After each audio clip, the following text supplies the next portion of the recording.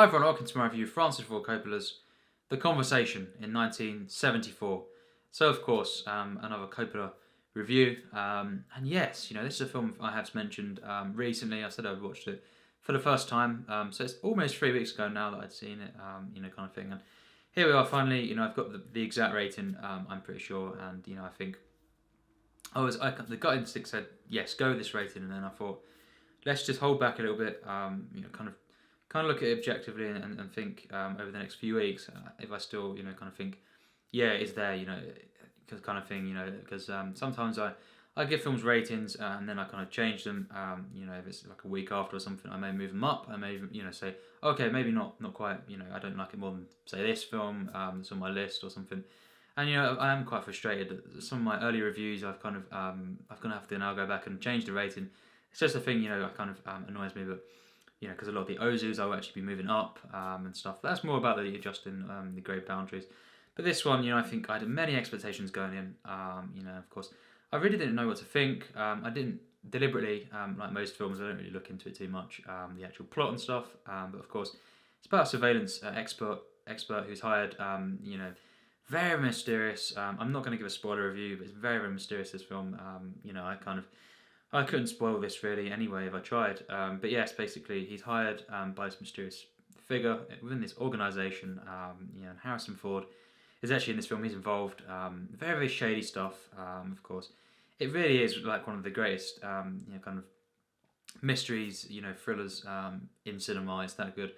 And yes, it's, of course, many people say this is one of the kind of best films of all time. They say it's a shame that it came out the same year as The Godfather Part 2. Of course, another Coppola film. At times his most acclaimed. You could say The Godfather is all around the most acclaimed film of all time, but people do say that the second one's better. For the record, because it might be a few months at least before I review them. I think The Godfather. I'm not going to contest it's one of the best films ever made. This is hands down even better, The Godfather Part 2. This is the greatest Coppola film for me. And of course, very understandable, if people say they prefer this other great film. This truly, I can't describe this until I review it, but wow, it's very, very different. And I understand if people say that's their favourite. These three films are so acclaimed, they're so loved, and kind of highly regarded. I thought there's a chance that this could be, an underrated masterpiece. And hands down, this film definitely is that. And, I do think The Godfather Part 2 knocks it out of the park. But why compare them? This film is absolutely stunning. It's just another reason why Coppola, although, I've not seen loads and loads of his films, and he's maybe not made, countless films or anything, great ones. I think he is one of my favourite directors of all time. Definitely top 20 because of how high his greatest films are on my list, and now there's another one to add to the the kind of list. Very high on my list. That's The Conversation. So yes, Harry Cole is basically a surveillance expert. Very, very interesting character. For me, one of the greatest characters in cinema. Of course, this is written, produced, and directed by Coppola. And he, for me, he's just an absolute genius in the 70s. You could say he's kind of Don in the 70s. I don't think quite. He done this. I think actually he's the second best director of the 70s. Within that decade, not a director who started then, or because of course he started earlier. But I'm just saying, of a decade of what a director produced within a certain decade. In terms of 70s, I think maybe this director didn't. This other director I'm saying is the greatest of the 70s. Didn't make as many, as Coppola in the 70s. Even four. I think definitely the best for me.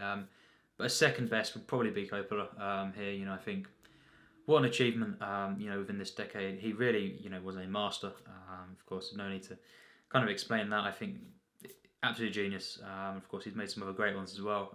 But yes, this film is one of the kind of most mysterious films in cinema. It's very claustrophobic. It is one of the masterful character studies in cinema. Gene Hackman, I think, I don't think... there's been a better Gene Hackman performance than this. I think he really, it was absolutely mesmerising in this film. What a performance! Such a flawless one. He deserves some sort of credit for this. I think he deserves an award, for this. He really did. This was absolutely stunning. It really was. But every other performance really that he's done out of the park. You know, I think he's done so many great ones. Superman as well. You know, and kind of Royal Tenenbaums. He's done so many great ones. French Connection, I don't think is it's a great film, but you know, of course, very good in that as well. He's just a great actor, you know. But I think this is definitely, hands down, his best performance.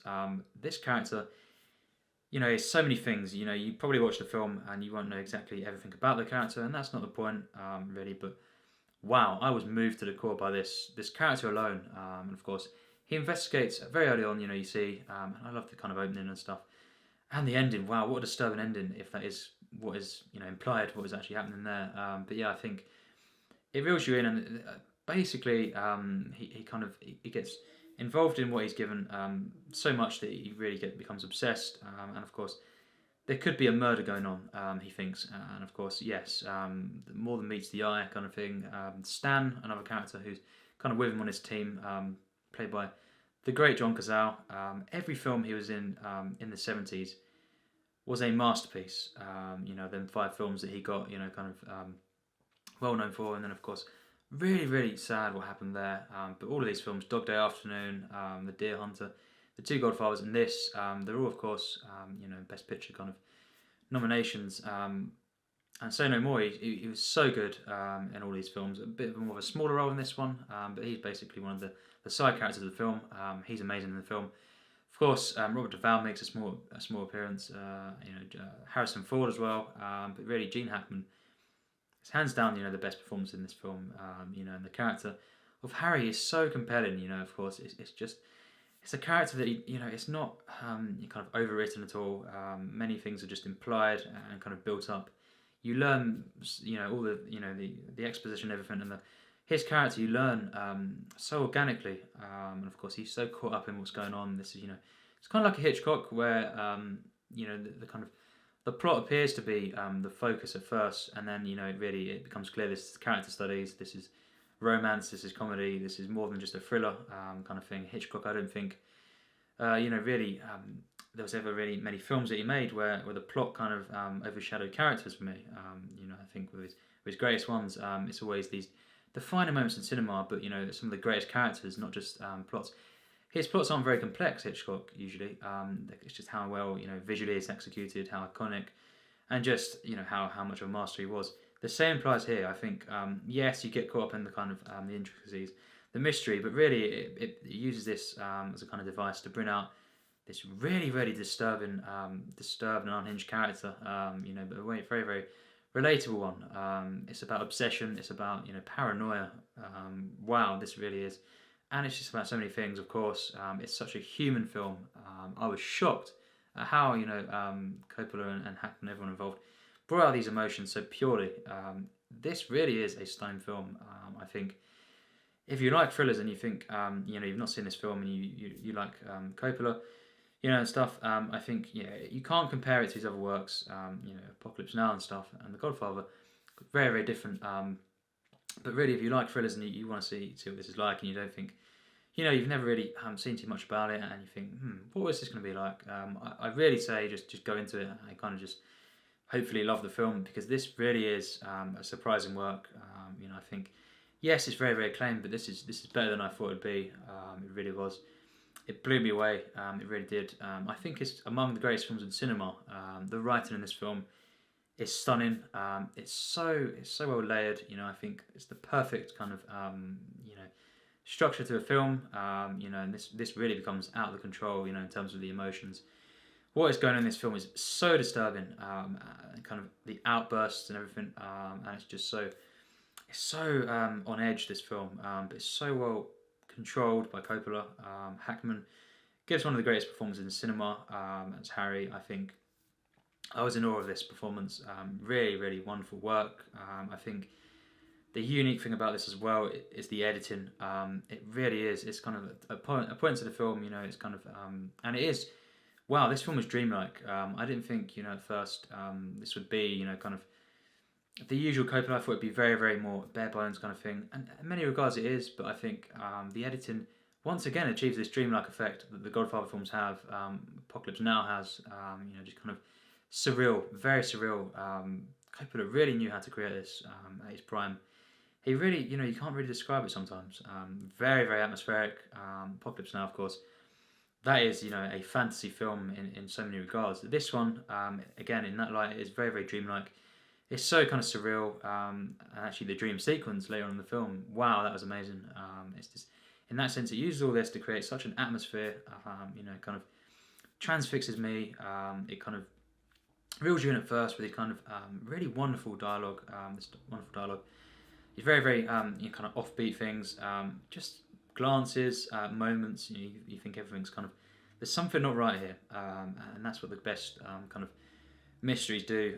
They use this through visuals and stuff, just little moments, little details, and then of course you get sucked in. You think, you know, you really just observe it. You know, you have the characters mostly saying the plot and stuff. The best thrillers really are, you know, the visual ones, you know, and stuff. And yeah, I think you know, everything that's kind of implied at first.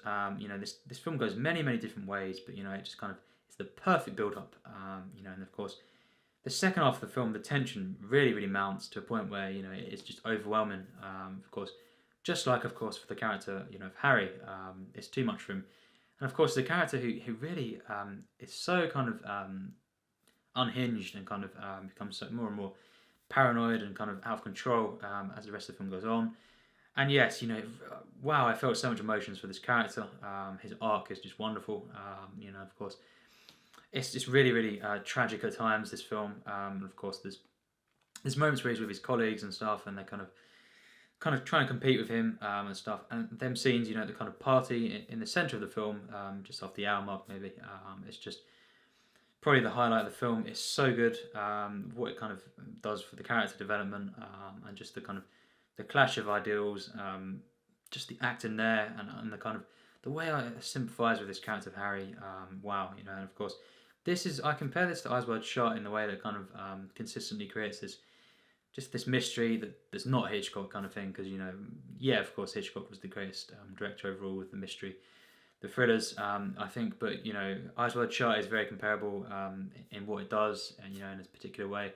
Again, that's higher than this for me personally. But I think this film really does that. It kind of it transfixes you. It never lets up. It's constantly kind of enthralling.